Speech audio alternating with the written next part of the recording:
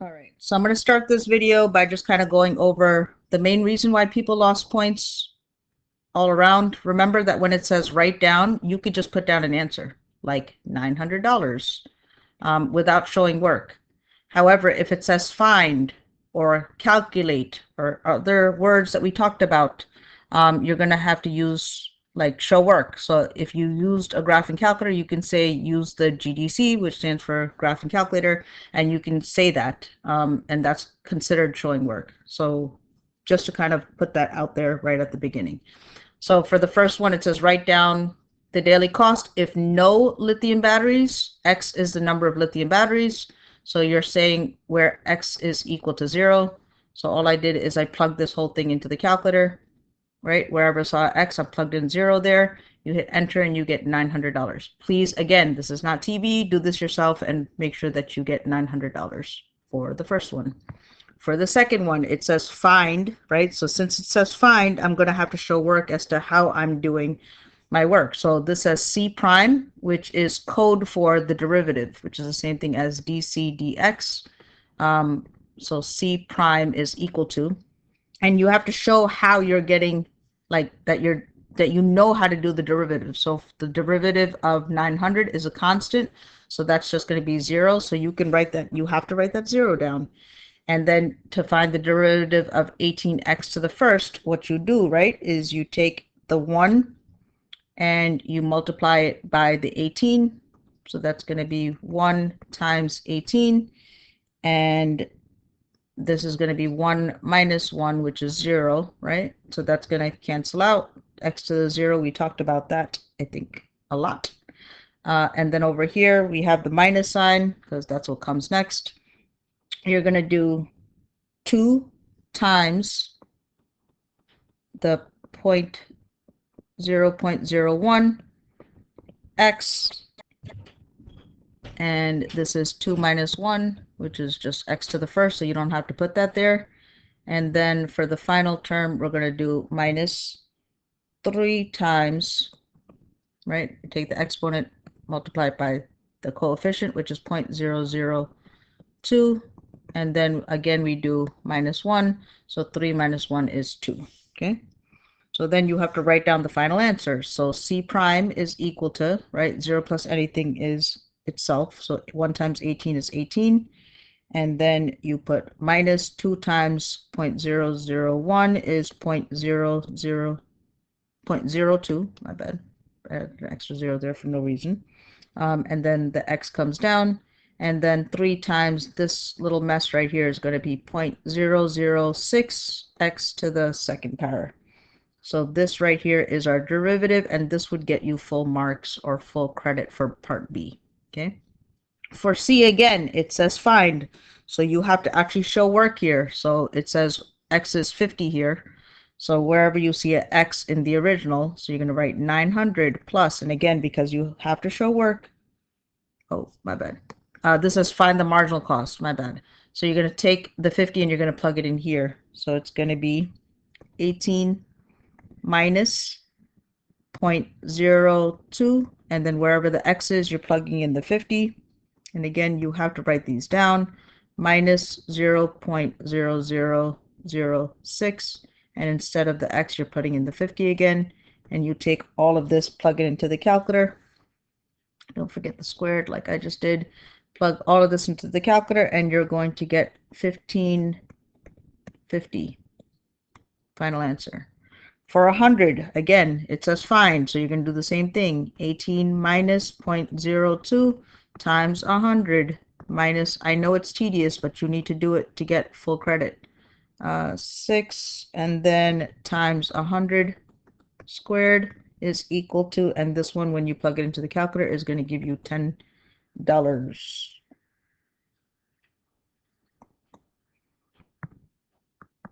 Which makes sense, because the more batteries that you produce, the less your marginal cost is going to be. Okay. For the next one, maximum mark is 4 points. There was only one question. So this one, a lot of people didn't read it well enough. A player has to pay $3 to spin each time. So since this says determine, again, you have to show some sort of working for this. So for this question, the first thing you want to do is a player has to pay $3.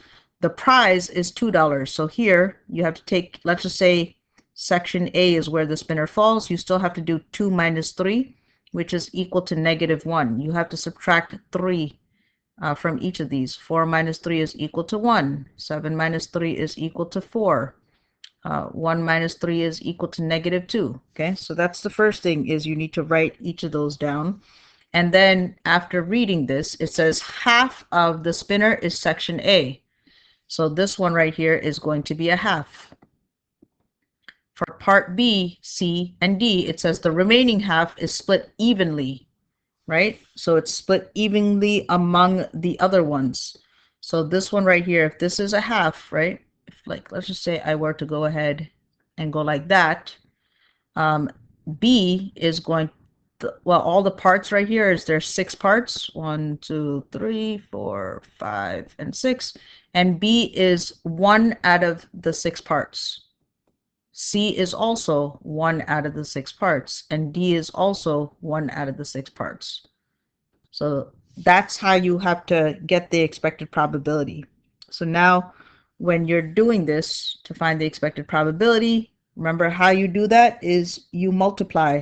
So first thing you want to do is E of X, which is our expected probability, is going to equal, we're going to do the -1 times a half. So -1 times a half. And then you put a plus sign and you multiply each of these. So 1 times 1/6. And then you put a plus sign, 4 times 1/6. And then a plus sign, and then -2 times 1/6. Right? So this whole thing right here goes into the calculator. And when you do that, and again, do this yourself, please. When you plug all of that into the calculator, you are going to get 0. Since it's 0, since the expected value, this is what you have to write. Determine, it says, and justify your answer. So you say, since the expected value is 0, the game is fair. The game is fair. Okay, so that's what you need to write for question number 2. So real quick, just to remind you, determine just says obtain the answer, but then it says determine and justify. Justify says give valid reasons or evidence to support your answer. That's why we need to go and I just closed it. That's why you need to show work and justify it in words. Okay, for this next question, first thing it says find the area of the rectangle. So they give you this point right here. We did this on that Friday. If you weren't here, listen carefully. So this whole distance right here is 12. How do we get that? That's our x value. So that is 12. Our y is how tall it is, which is telling us it's 6. So our height is 6. Okay, so the area is equal to length times width. Find, right? So look at what I'm doing. 12 times 6. So 12 times 6 is equal to 72. Do we know the units for this, right? And if you take a look at it, it tells us it's in meters. So this answer is going to be meters to the second power. That is the complete and correct answer to get this 1 point. Now it says determine. We just talked about what determine means, right? So we're going to find the value of k. So to do that, we have to take a point that's on this graph right here, this curve. You cannot use 80. A lot of you did. You cannot use that because that's what they use to obtain this point. It's not going to make sense when you plug it in. 8 minus 8 is 0. 0 times anything is 0. So that is not going to give you the value of k. So what you have to do is you have to obtain another value that's on this right here. This point is completely figure outable. Yeah, I just made my own word up. Okay, so we know that the height is 6. And then our x here is 0 because you're not moving left or right. So it's 0, 6 is this point right here. So that's what you take and plug in. So we have x and we have y. So we're going to plug it in here to find the value of k. So y is 6. So 6 is equal to You're going to put the k down. We don't know what that is. Parentheses are x is 0. So you're going to do 0 minus 8. You're going to do squared. And then you're going to go ahead and solve this. So 0 minus 8 squared is going to be 64. So this is going to equal 64k. And so you have 6 is equal to 64k. To find out what the k is, divide both sides by 64. This cancels out, and you're left with k is equal to 6 over 64, which is the same thing as 3 over 32. Either answer is acceptable. Again, you have to show work for this. Next and last part, it says find the cross-sectional area. So to do that, we want to figure out what is the area of the reservoir, which is this part right here, the shaded part. Okay, so we know that the rectangle, the whole rectangle is 72. Then you have to subtract what is the area under this curve. To do that, you have to find the integration or the integral between these 2 points from 0 to 6. Nope, my bad. From 0 to 12, because this right here, our x is 12. So we're starting at 0, we're ending at 12. And again, we did this on Friday, the last Friday that we had together. So that's why I'm going through this a little bit quicker. And then we know that our function is, right, we're going to plug in, we know the value of k now.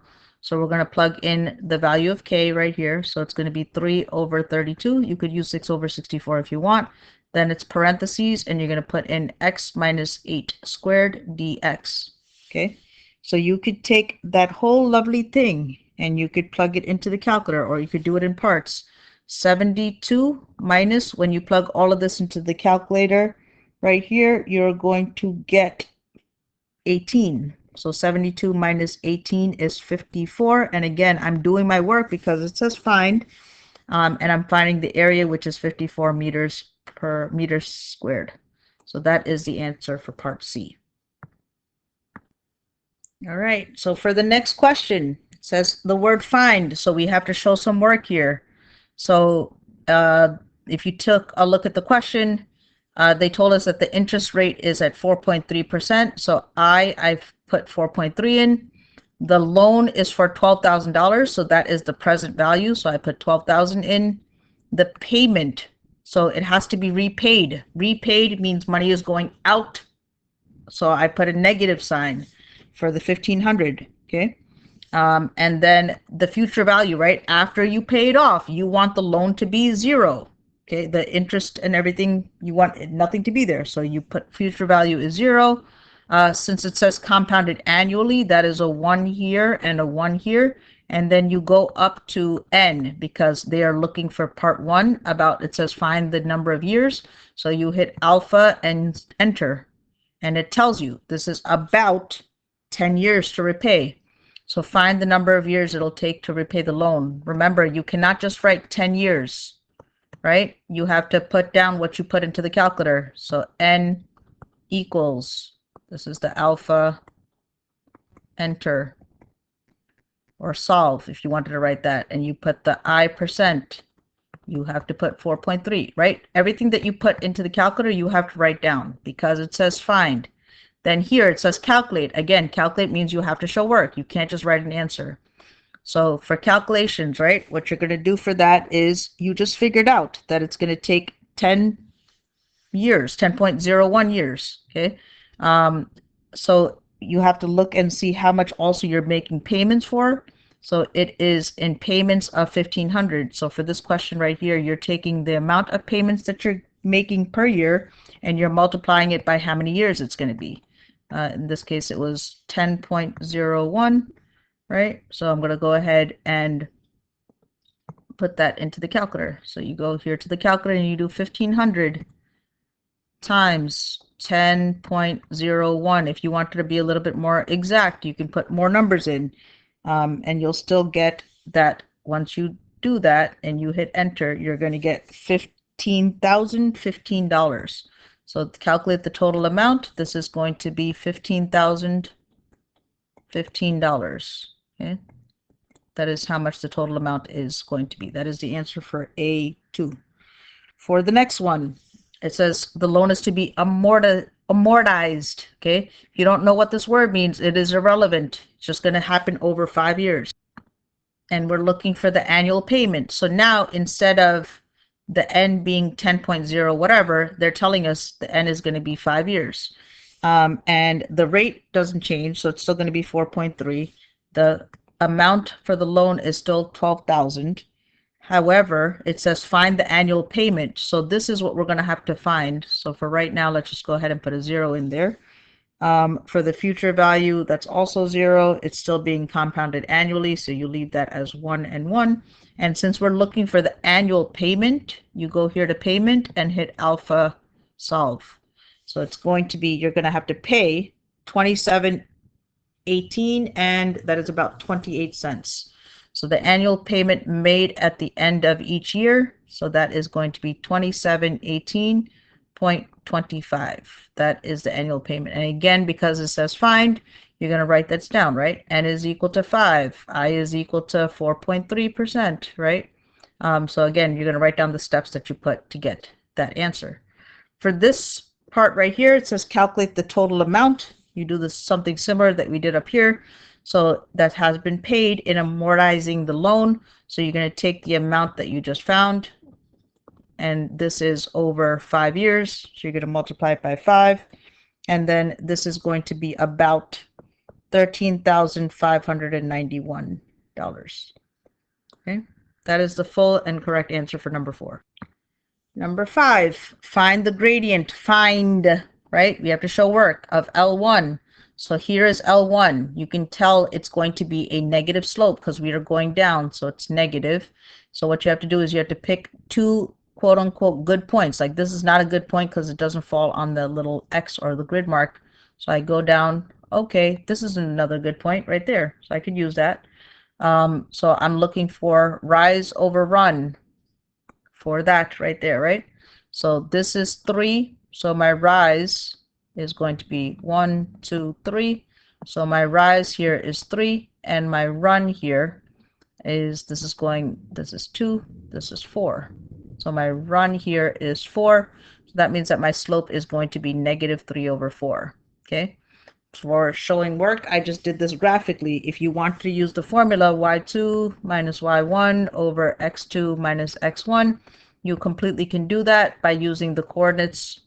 So this coordinate right here is 0, 6, so x1, y1, and this coordinate right here that I picked is 4, 3. So you go 4, 3, and this is x2, y2, and do it, right? Do it yourself. So 3 minus 6 over 4 minus 0.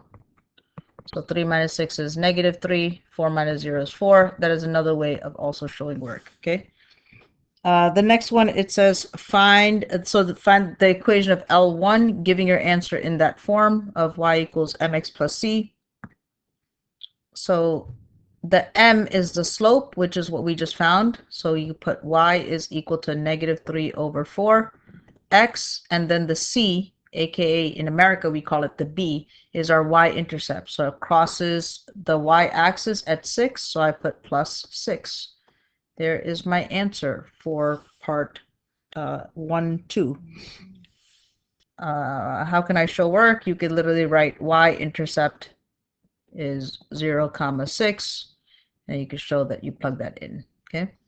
Next one, the equation of L2. So they give it to us. So we have to find the area of the shaded triangle. This again is worth 3 points.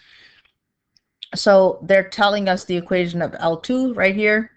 So we're looking to see what the area is. So area is equal to 1/2 base times height. So this is the one that I know people struggled with on the Friday. So the area of this triangle, right? Again, we're looking for this triangle right here. The base is 8, right? Because that's this distance from here to here. So I put 1/2 times 8. And how do I get the height? This is the height from here to here, right? So you can't just estimate it and say, yeah, that's about 2.5. You can't do that. It's because it says find. It doesn't say estimate. So we're going to go ahead and use this point of intersection right here. But before we can do that, we want to put this in y equals form so we can plug that into the calculator. So we have x minus 2y is equal to 0. Let's get that y by itself, minus x from both sides. This cancels out. I have negative 2y is equal to negative x. I'm going to get the y by itself by dividing both sides by negative 2. You could do it a bunch of ways, but y is equal to x over 2. So then I go to my calculator and I type in my two equations. So I plug them in, and now I'm going to hit graph so I can see if I can find out the point of intersection on my graph. And once I do that, okay, so now I just recreated the graph that I have over here that they've given it to us, and I'm looking for this point of intersection. Second trace, option number 5 is intersection. So I'm going to take my mouse, my cursor, whatever you want to call it, and I'm going to move it kind of close to that point. Fine, enter, enter, enter, and I get my intersection. So I am looking for my height, okay? So I am looking for my y. So my y is 2.4 by looking at the intersection. So all I have to do here is go ahead and plug all of this into the calculator, and I get that this answer is 9.6. Since the units are not given to me, I'm going to put units squared, okay? So 9.6 units squared. Since it says find, right? I just did that. Okay. The next one, number 6. The first thing you want to do for this question is you want to rewrite the a. 48 pi. This r is on the bottom. There's an exponent of 1. To kick it to the top, I put r to the negative 1. And then I put plus 3 pi r squared. Okay. So now I'm finding the derivative. Find. I have to show work. Okay. So how do I show work for this? You literally just go negative 1 times 48 pi, and then it's going to be r to the, we're going to take that number, remember, and we're subtracting 1 from it, right? I'm going to subtract 1. I shouldn't write it there because that's the actual tingy-ting. The tingy-ting. So I'm going to do negative 1 minus 1, okay? And then I'm going to do the same thing over here, plus 2 times 3 pi. Is going to be r to the, and I'm going to do 2 minus 1. Okay. And then I'm going to simplify this. So negative times anything is going to be negative. So that's going to be 48 pi. And this is going to be r to the negative 1 minus 1 is negative 2. And then I have a plus sign. 2 times 3 pi is 6 pi. R to the 2 minus 1 is 1. I don't need to put that 1 there. Okay. So you could leave your answer like that if you'd like. Or if you want to go back to writing it with the r on the bottom, this is negative, so you kick it to the bottom, so r squared plus 6 pi r. Okay, so this or this is your answer for the first part. And that would give you the full points because you're showing work. Okay, okay, thank you. The next one for part B. Calculate the value of r that minimizes. Okay, so when you're maximizing or minimizing something, you have to set this derivative equal to 0. So you put negative 48 pi r to the negative 2 plus 6 pi r into your calculator under y1. You put the 0 under y2. So this is what I did, right? I plugged in y1. I plugged in what's on the left side exactly as is. On y2, I plugged in what's on the right side, which is 0. And I'm looking to see where they intersect. So I hit second calc. Option number 5 is intersection. Is enter, enter. Oh, let me move it. So I moved it closer to the point where they intersect. I hit enter. I'm going to hit enter again, and I'm going to guess. And then it's going to tell me my intersection, which is where x is equal to 2. So I say r equals 2. Okay, and we have to use units, so this is in meters. So r equals 2 meters. And again, since you have to use, right, calculate means you have to show work, so you just put using GDC. Okay. If you want to be more clear, you can say r is minimized when the derivative, so dA dr is equal to 0 and r is equal to 2 meters. Okay, good. That's number 6. This one, from what I saw, most people got this part right. 80% is given the vaccination, so this is 80%. You could have written 0.8. So remember that this has to add up to 100%. So if that's 80%, then this is going to be 20%. Do not get the vaccine. Vax, double C. Okay, we are in America.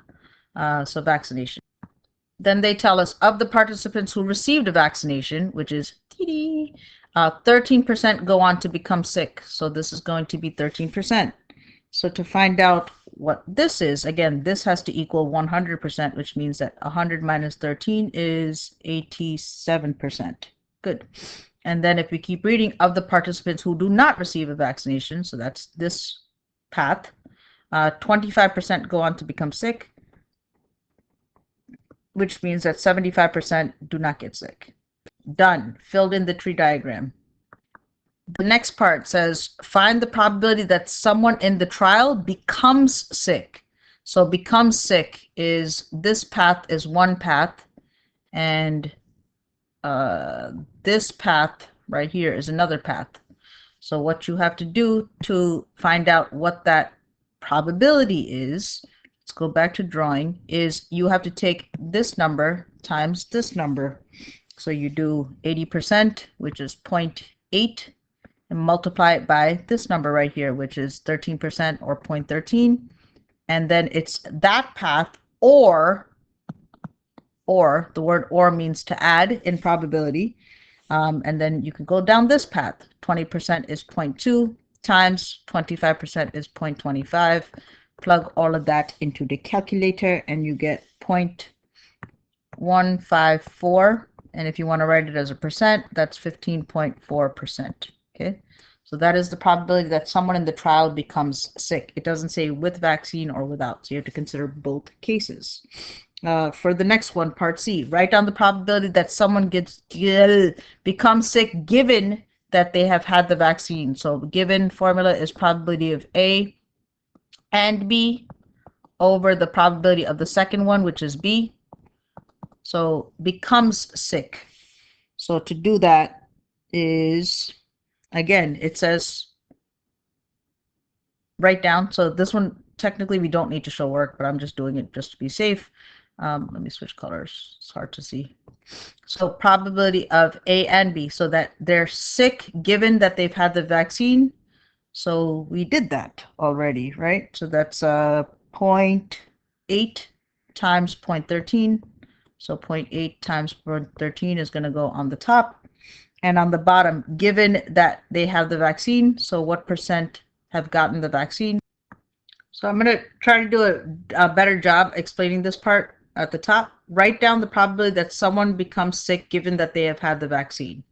So I can write it. Of probability that someone becomes sick given that they've had the vaccine. So the second one is probability of a vaccine. Okay, so sick and vaccine, right? Here's the path for vaccine and here's the path for sick. So that's why it's 0.80 times 0.13. That's why the top is there. Do we understand? Good. And then on the bottom, you have to do the probability of getting a vaccine, which is 80%. So that's 0.8. And you plug that into the calculator. So when you plug it in, you get 0.13 or 13%. Next one, find the probability that someone had the vaccine given that they are sick. I realized over here I put the given sign. I should have put the and.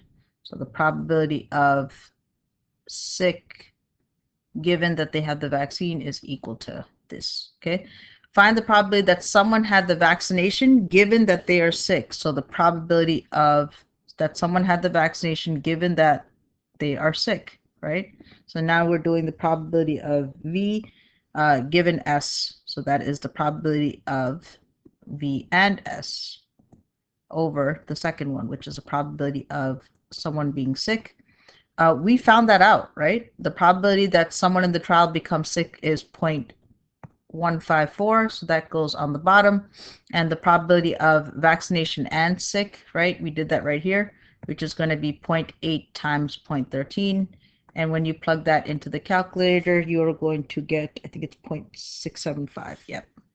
0.675, which is the same thing as 67.5%. And again, since it says find, I'm showing work, right? Since it says write down, I could have just put 13%, which is something that I could have gotten just by looking here, right? For the answer for C, because I could just match. So you didn't have to show work for that. Next one, part E. All right, so I was able to go ahead and just type in my null hypothesis for this because it's a chi-square test for independence, not a goodness of fit. So my null hypothesis is that the two variables are independent of each other. So I just wrote my null hypothesis is whether people become sick or not is independent of which vaccine they take. So here are the different vaccines. So they are independent of each other. Next one says write down the degrees of freedom, right? So to find out the degrees of freedom, remember you do rows -1 times the columns -1. So if you look real quick, our rows are 1, 2, 3. So there are 3 minus 1 rows. And for columns, there are 2 columns. Remember, you're not including the totals. So that's going to be 2 minus 1. And that answer is going to be 2. So degrees of freedom is 2. It just says write them down. Okay. Next one, calculate the p-value. So we have to enter this into the calculator. So where do you go to enter this? You have to go to the matrix. So to the matrix. So here's where matrix is. It's in blue. So second x to the -1 gives you this. Then you go over to edit, option number 1. And then you put the numbers in. So 52, 348, 79, 421. Make sure you type it in correct. 88, 362. And then you go to stat and you go over to tests. And then you have to find the one that says chi-squared test for independence, which is letter C. So I'm just going to go to C. Again, it's not goodness of fit. And then you just hit enter, enter. You go to calculate, you hit enter, and it'll give you your p-value. So if you take this p-value and you round it correctly, this is going to be 0.334. Okay, I'm going to show you why. 3, 3, and then the 6 makes that 3, the last 3 right there, go up. 5 or above, give it a shove. 4 or less, let it rest. So p-value is 4. Okay, so you could just say, since it says calculate, you have to show work using GDC, GDC, and matrices or matrix. Okay, state with a reason whether the null hypothesis should be accepted or not. So you could say P, since the P is less than your level of significance, sig level, and you could put numbers down, I need more space. I need more space. Why am I trying to do this? So the P level is 0.334 is less than our level of significance, which is 0.05. Remember, it's not 0.5. Then you're going to what? Accept it or reject it? You're going to reject the null. Reject the null hypothesis, which means that the evidence of people becoming sick is not independent of which vaccine they receive. So state with the reason whether the null hypothesis should be accepted. So we say we reject the null hypothesis because the P level is less than the significance level. And then it says, based on this research, what do you think the health agency should recommend? So to answer that question, I just put that there's evidence that some vaccinations are more effective than others, so these should be prioritized. Isabella wrote a pretty good response. She said something like, so this is talking about vaccination A. So only 13% go on to become sick if they took vaccination A. You could find vaccination B's probability and vaccination C probability, and you could say that vaccination A has the lowest rate of people getting sick after taking it, so that should be prioritized. So something like that would work. All right, So for this one, explain why a quadratic model is not appropriate. So just to refresh your memory about what a quadratic is, y equals x squared is a quadratic, which is going to look something like that. So why is that not appropriate? This represents height of tides. So if you had a quadratic or a parabola, that would mean that there's an infinite height. When you have water, the tide level looks something like this. It doesn't just keep on going, right? You can't have an infinite tide. We'd literally get taken over. Okay. So that's what you want to write for something something that says that. So you could say like the range, which is like the highest point of a quadratic model. You see why I typed this? Is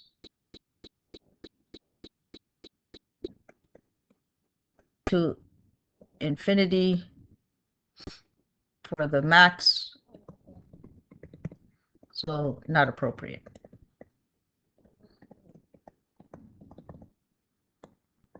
Okay, so Terry decides to model this data with a, there's a lot of models. Terry decides to model this data with a model in the form, da da da.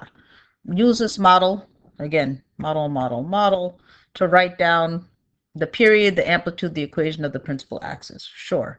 So the period, just can I go back to this real quick, okay? The period is one full cycle. So if my cycle starts here, where do I get back to the same spot? That's one cycle. Cycle starts here, this is 2 cycles. Cycle starts here, this is 3 cycles, right? So we're looking to see how long it takes to complete a full cycle.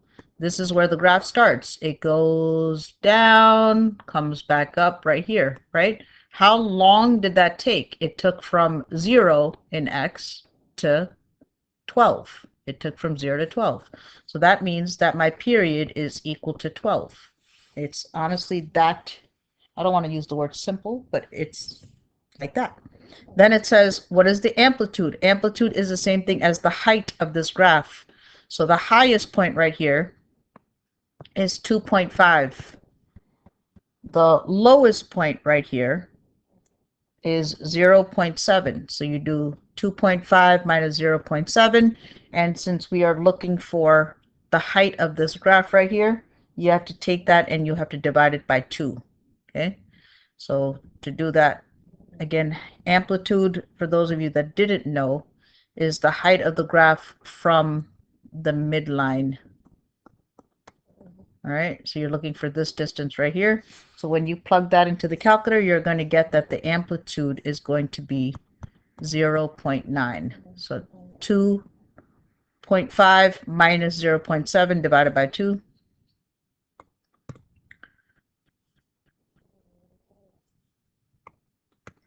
0.7 divided by 2. Since it just says write down, I don't need to show my work, but I'm showing my work for you. 0.9. The equation of the principal axis. Okay, so for us to do that, the principal axis right here, the principal axis is literally just the equation of this line right here that I just drew. So I know that my graph starts at 0.7. So this distance right here is 0.7. We just found out right now that this distance is 0.9.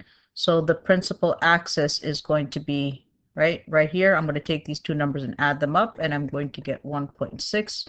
So this line, the equation of this line right here is y equals 1.6. So that is the equation of my principal axis, y equals 1.6. Okay, answer, answer, answer. Done. Now it says find ABC. Okay, we basically found all of our ABC. Let me just go ahead and write this down. Y equals A, and then it's telling you cos BT plus C. So everything that I just found right now, I just have to go ahead and plug it in. So my A represents my amplitude. This hopefully should be a refresher of Algebra 2. If you don't remember this, it's okay. I teach you now. This one right here, this C, is going to be the same thing as the midline, which is what we just found right here. So this one here is the midline.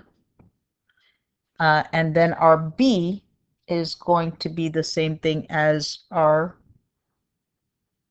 I'm going to talk about that. The same thing as period is equal to 2 pi over B. I don't know if you remember this or not, but we'll talk about how to find the B in a second, okay? So A is amplitude, so I'm going to go ahead and just plug this in. Y is equal to, my A is 0.9, so I put 0.9, cos, right? I'm just writing down this, and I'm just plugging in numbers. I'm going to leave my B alone for right now. It says to put the T there, close it, and then my C is my midline, which is 1.6. So I'm going to put my 1.6 here at the end. So plus 1.6, okay? Now, the only thing that we're missing right now, if I go back over here, is I'm missing this B right here. So to get that B, we're going to use our formula. So period is equal to 2 pi over B. We know that the period is 12. So we're going to plug in 12 here. 12 is equal to 2 pi over B. How do we solve for B, right? If there's no number here, we put a 1. We cross multiply. So 12 times B is 12B is equal to 1 times 2 pi is 2 pi. To get the B by itself, divide both sides by 12. This cancels out, and B is equal to 2 pi over 12. And so now we have figured out what my A, my B, and my C are. So A is equal to 0.9. B is equal to 2 pi over 12, which is the same thing as pi over 6. And C is equal to 1.6. So I figured out what my A, my B, and my C are. Alrighty. So for letter D of this question, it's asking me, when is this graph negative? Okay, when is this graph negative? So the gradient, right? When is the gradient of this graph negative? So remember slope, right? So over here, from left to right, my graph is going down.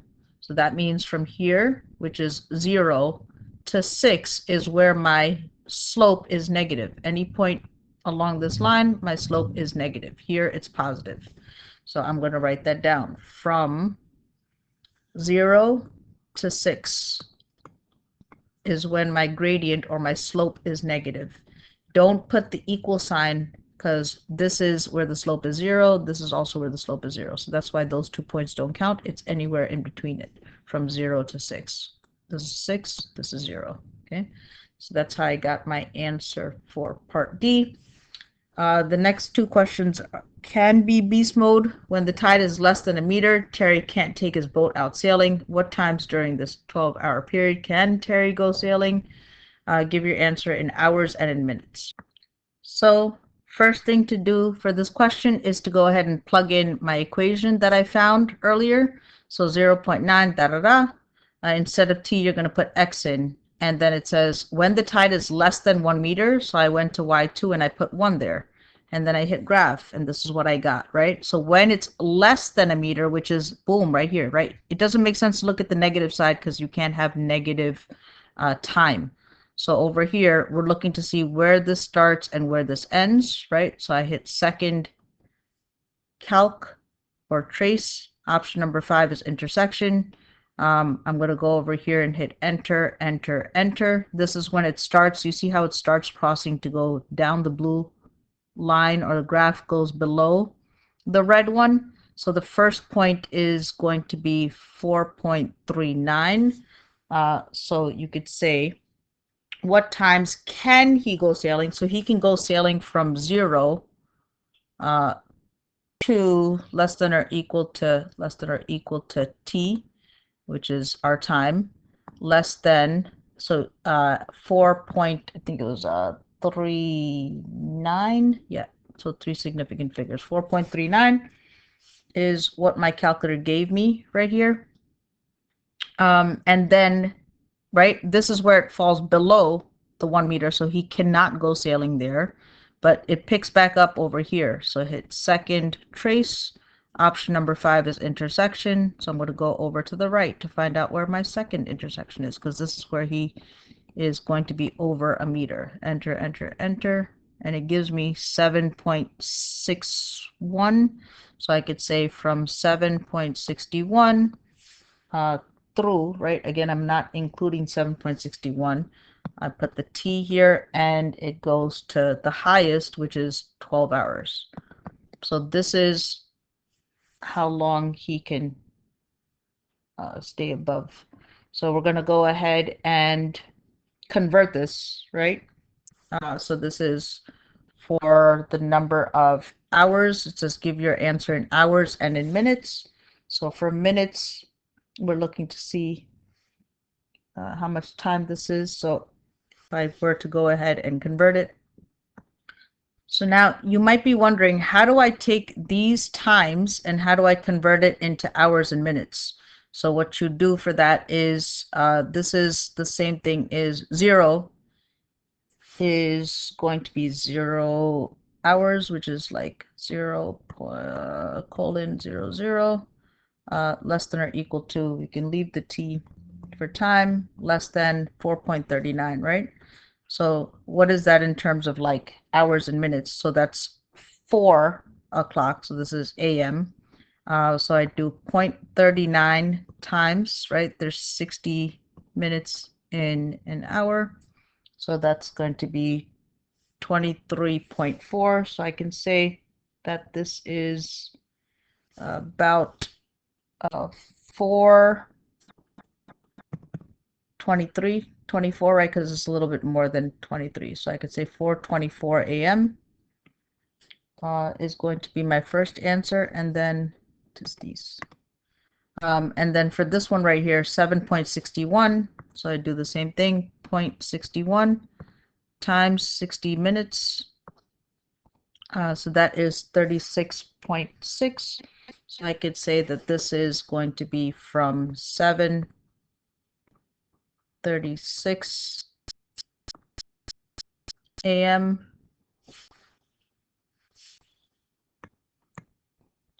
Less than T is less than or equal to, I should have put it equal to, because it can equal the 12-hour period to 12 o'clock. All right. So this is the 12-hour period that we have, and can also relate it to this right here. So it says time, which is in hours since midnight. So that's how I got my answers for that. So then last one, Terry uses his model to plan a sailing trip on January 7th.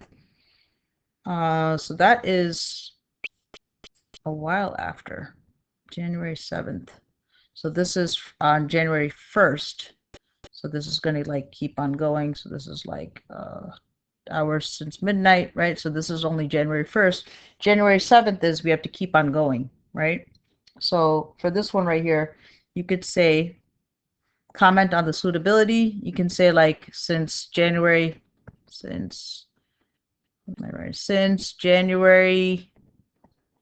7th is a long way off.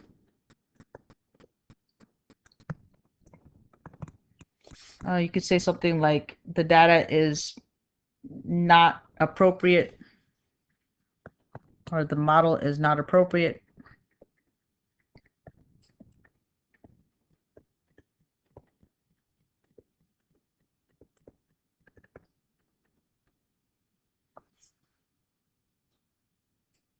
And that could be all you use for part F. All right, we're almost done. Last question, number 9. First thing we want to do before we find the derivative is we want to rewrite this. So this is 2x to the negative second minus ax. So we are going to find the derivative of this. So to do that, right, remember, find means you have to show work. So you take negative 2 times 2x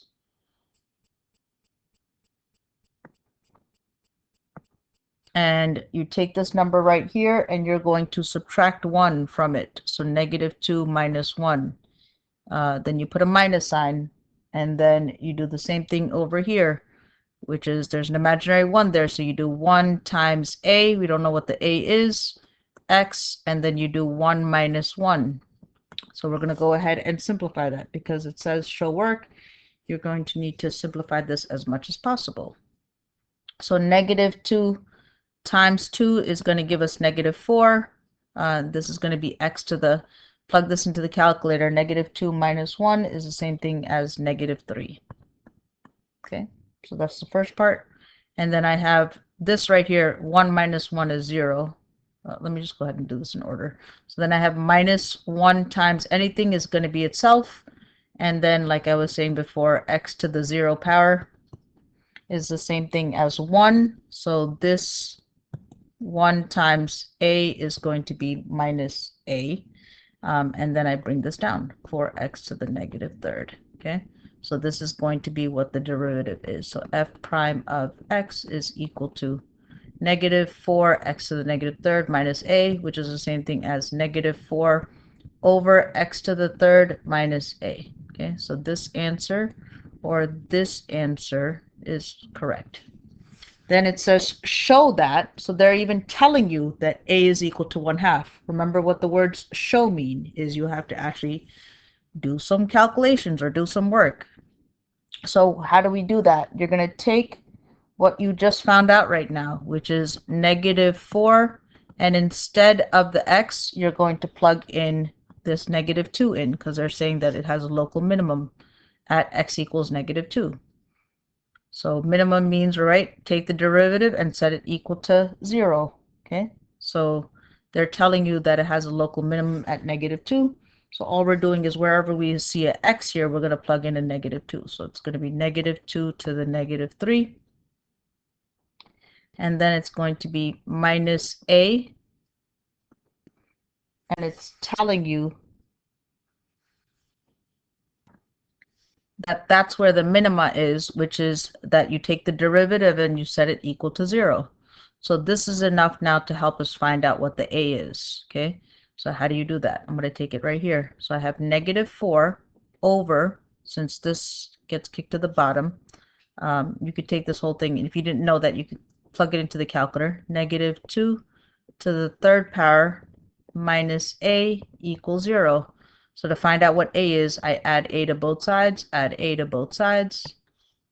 So I have equals a, and I could plug this right here or this into the calculator, and I can get 1/2. So 1/2 is equal to a.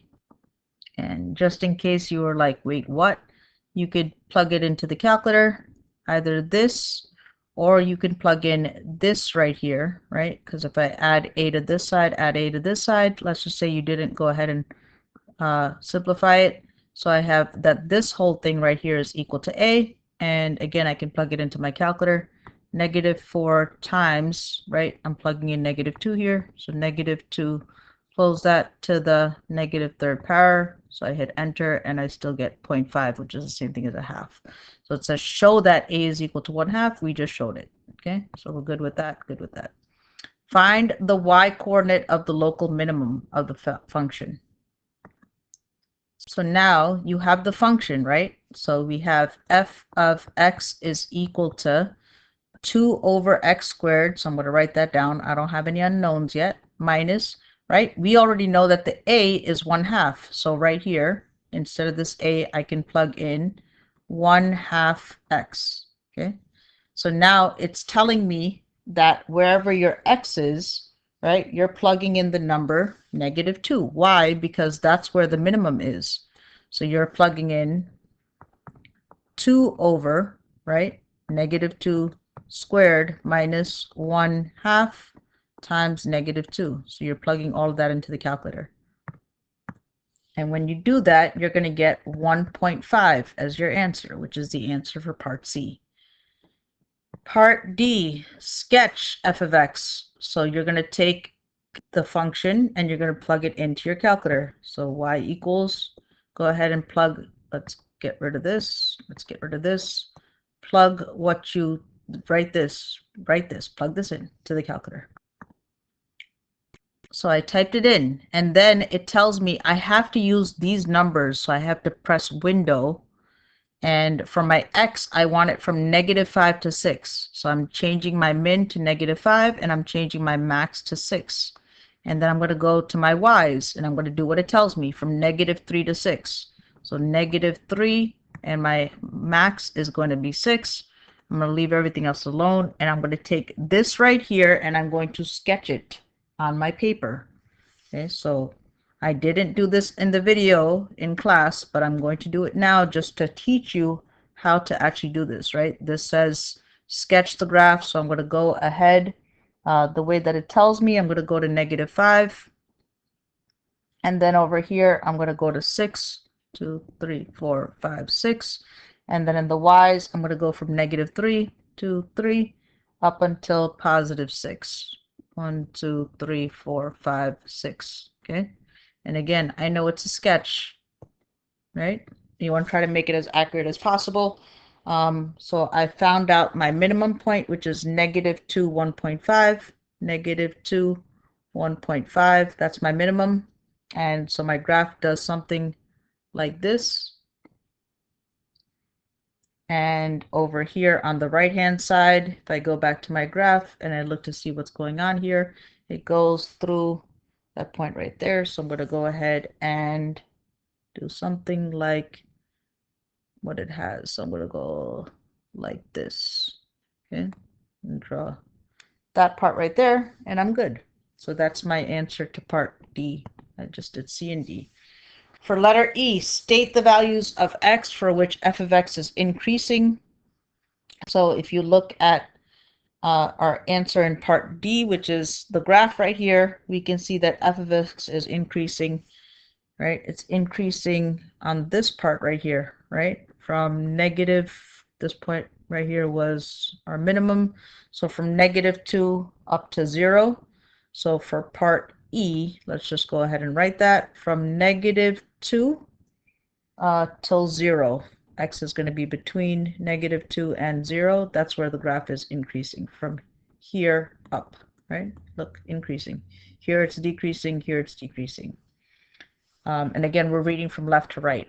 Then it says find the x-intercept of the graph. So I go here, x-intercept, I'm going to go to this right here. I'm going to put in 0, and I'm going to look back at my graph, and you can see it only crosses right here. Again, second trace. Option number 5 is intersection. Don't fall asleep on me now. We're almost done. I'm going to go over here, enter, enter, enter. And it tells me the value of my intersection, which is 1.59, comma 0. So for letter F, I have, what am I writing?